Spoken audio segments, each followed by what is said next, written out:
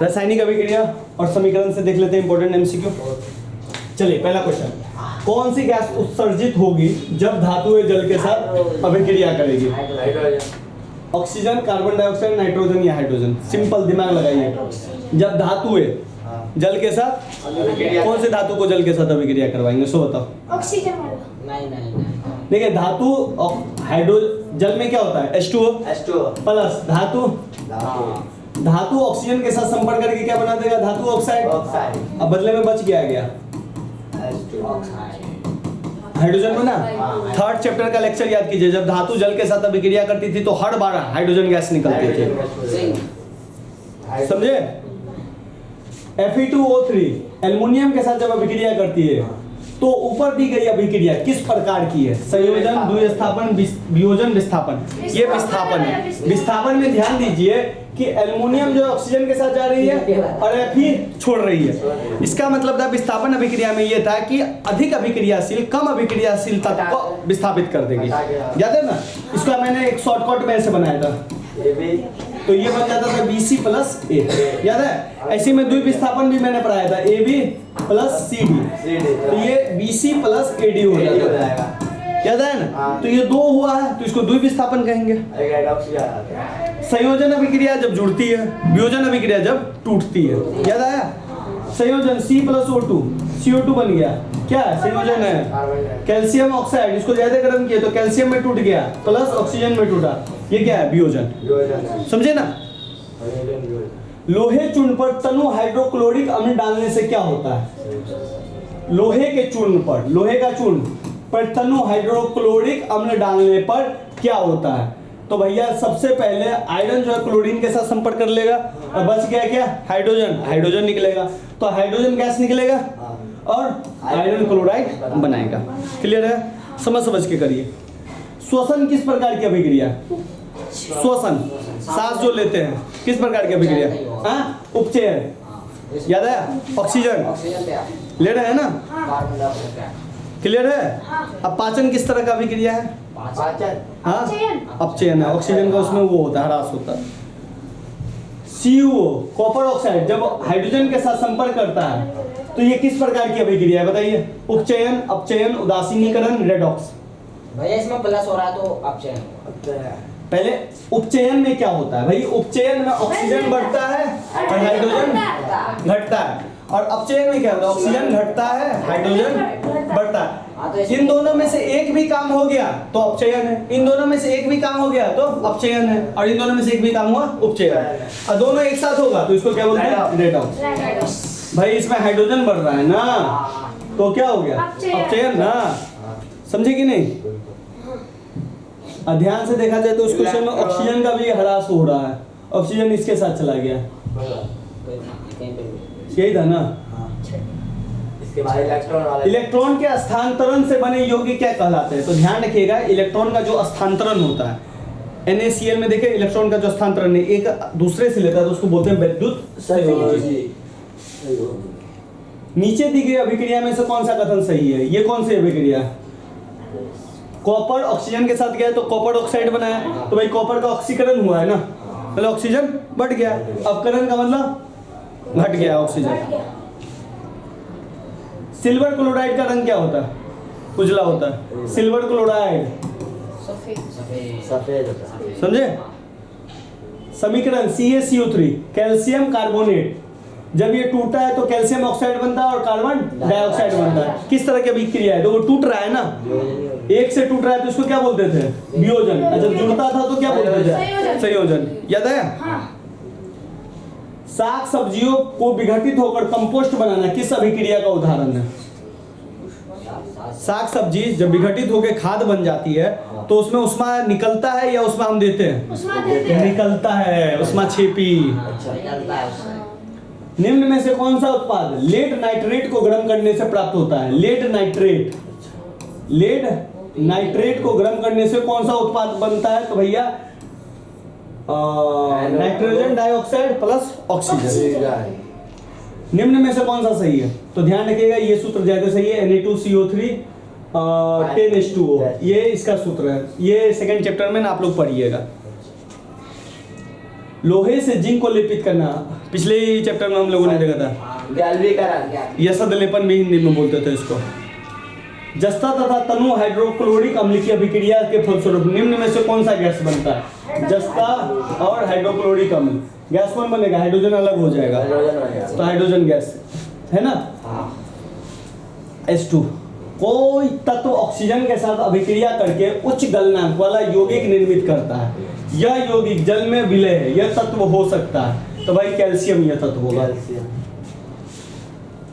निम्नलिखित अभिक्रियाओं में अपघटन की अभिक्रिया कौन है? अपघटन कौन सा अभिक्रिया हो रहा है? अपघटन का मतलब वियोजन, जो टूट रहा है। कौन सा अभिक्रिया टूट रहा है? सी वाला। कौन सा? ये एक अभिक्रिया है, ये दो में टूट गया। ये कौन सा है? ये तो संयोजन है, जुड़ रहा। नीचे दी गई अभिक्रिया के संबंध में कौन सा कथन सत्य है? जिंक ऑक्साइड कार्बन के साथ गया तो जिंक और कार्बन ऑक्साइड बना, तो भाई क्या हो रहा है? कार्बन उपचयित हो रहा है। उपचयित के मतलब खत्म हो रहा है, ठीक है। अरे तो ध्यान रखिए, ये वाला आपने पढ़ा भी था धातु अधातु वाले चैप्टर में, याद आया? जेडनो प्लस सी, जब जेडनो ऑक्साइड बनता था। फिर से याद दिलाए, धातु अधातु वाला चैप्टर नहीं याद दिलाए, थक गई हो। कार्बोनेट के रूप में आता था, कार्बोनेट के रूप में और सल्फाइड के रूप में। एक काम निस्तापन करते थे, एक काम भर्जन करते थे। दोनों से हमको क्या मिलता था? धातु ऑक्साइड। क्या धातु ऑक्साइड का एग्जांपल हम जेडन ने वही लिए थे। धातु ऑक्साइड को फिर कार्बन उपचायक को मिलाते थे तो फिर आपका जेडन अलग हो जाता था और सीओ अलग हो जाता था। याद आइल बा, यही है। तो कार्बन का उपचयित हो रहा है, अपचायक के रूप में हम मिलाए हुए थे। निम्नलिखित में से कौन सा द्विस्थापन अभिक्रिया? द्विस्थापन दोनों तरफ से बदलेगा। हाँ तो सी होगा सर। Ag Cl के साथ जा रहा है, Na NO3 के साथ जा रहा है, समझे? Sodium nitrate AgCl, silver chloride, नाम भी याद रखिएगा। निम्नलिखित अभिक्रिया में से कौन सा विस्थापन अभिक्रिया है? विस्थापन अभिक्रिया कौन सी है भैया? याद है ना, एक को जाएगा, Fe जो है SO4 के साथ चला जाता है और Cu अकेला रह जाता है। Cu से ज्यादा अभिक्रियाशील है Fe, इसीलिए सल्फेट जो है इसके साथ चला गया, समझे? तो इसको बोलेंगे फेरस सल्फेट, इसको कॉपर। ये फेरस और ये कॉपर सल्फेट, SO4 को सल्फेट बोला जाता है। निम्नलिखित में से कौन सा एक अपघटन अभिक्रिया का उदाहरण नहीं है? अपघटन का उदाहरण, ये अपघटन है, ये भी अपघटन है। एक से दो बना, एक से दो बना, ये संयोजन है, ठीक है ना? ये संयोजन है। मानव शरीर में भोजन का पचना, ये भी अपघटन ही है। निम्नलिखित में से कौन सा एक दहन अभिक्रिया है?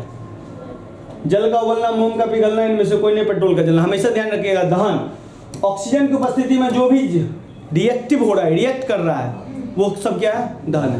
कार्बन ऑक्सीजन के साथ जा रहा है, दहन है। हाइड्रोजन ऑक्सीजन के साथ जा रहा है, अलग बात है कि जल बन रहा है, H2O बना। लेकिन ये भी कौन सी अभिक्रिया है? दहन अभिक्रिया। बात समझे? ऑक्सीजन के साथ जो भी संपर्क करेगा वो सब क्या है? दहन है। जल का उबलना दहन नहीं है, ध्यान रखिएगा। मोम का पिघलना, जो मोमबत्ती, ये कार्बन ऑक्सीजन की उपस्थिति में वो होता है। रासायनिक अभिक्रिया के दौरान किसी पदार्थ में ऑक्सीजन का योग, यानी कि ऑक्सीजन जब वृद्धि होता है तो उसको क्या बोलते हैं? ऑक्सीजन जब बढ़ता है और हाइड्रोजन जब घटता है तो उसको उपचयन बोलते हैं। जस्ट उसका उल्टा होता है, ऑक्सीजन घटता है, हाइड्रोजन बढ़ता है तो अपचयन, और दोनों एक साथ होता है तो रेडॉक्स। याद है? चलिए, निम्नलिखित कथनों में से कौन सा असत्य है?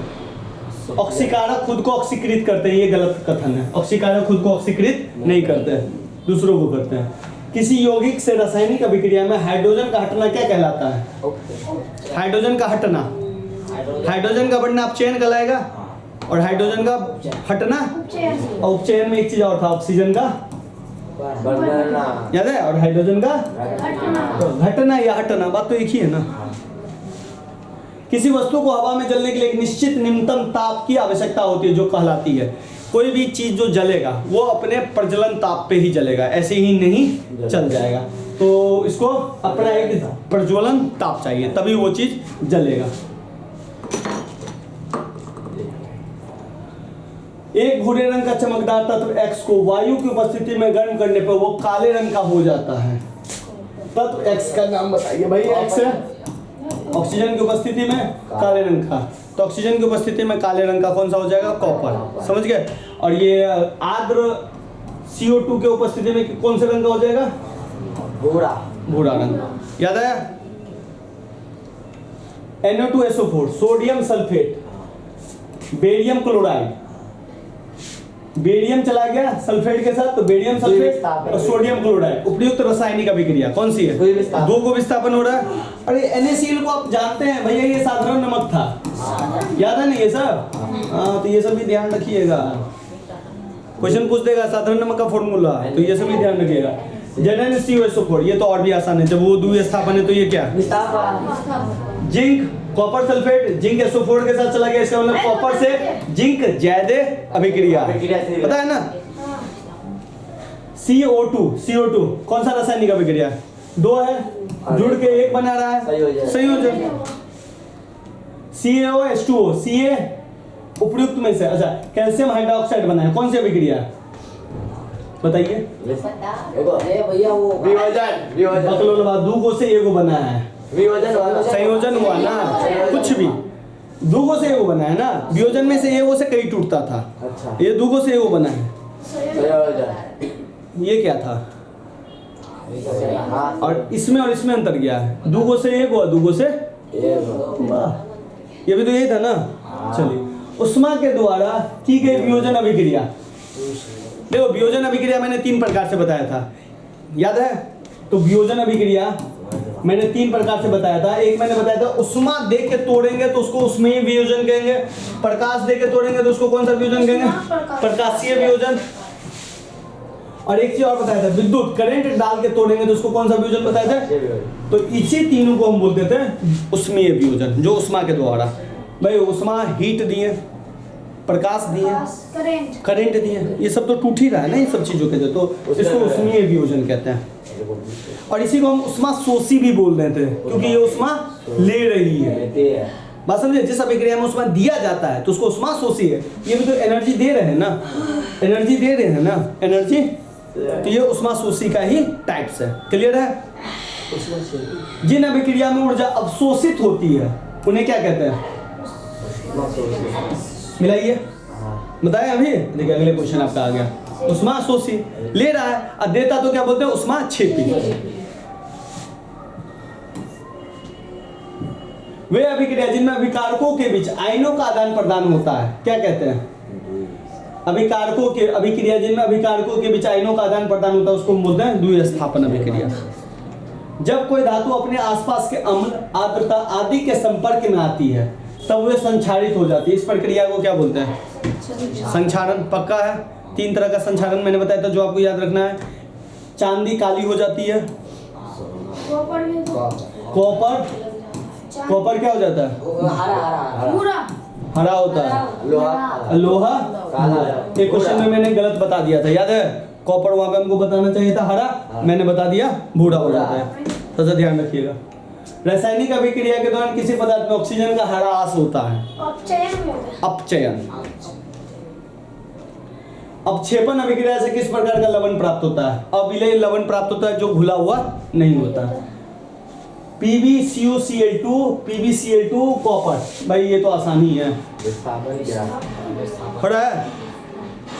वायुरोधी बर्तन में खाद्य सामग्री रखने से उपचयन की गति कम हो जाती है, धीमी हो जाती है, उपचयन ऑक्सीजन उससे नहीं निकलता है, भोजन खराब नहीं होता।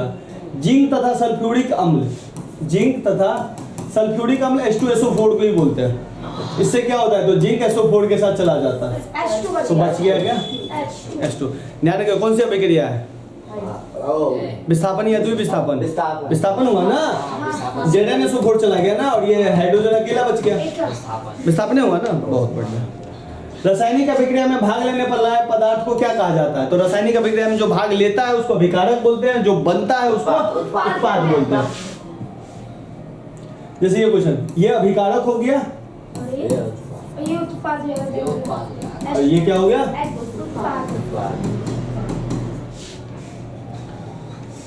समीकरण, संयोजन अभिक्रिया है और दहन अभिक्रिया है। ऑक्सीजन के साथ जो भी अभिक्रिया करेगी उसको दहन बोलेंगे। तो आज के लिए इतना ही रखते हैं।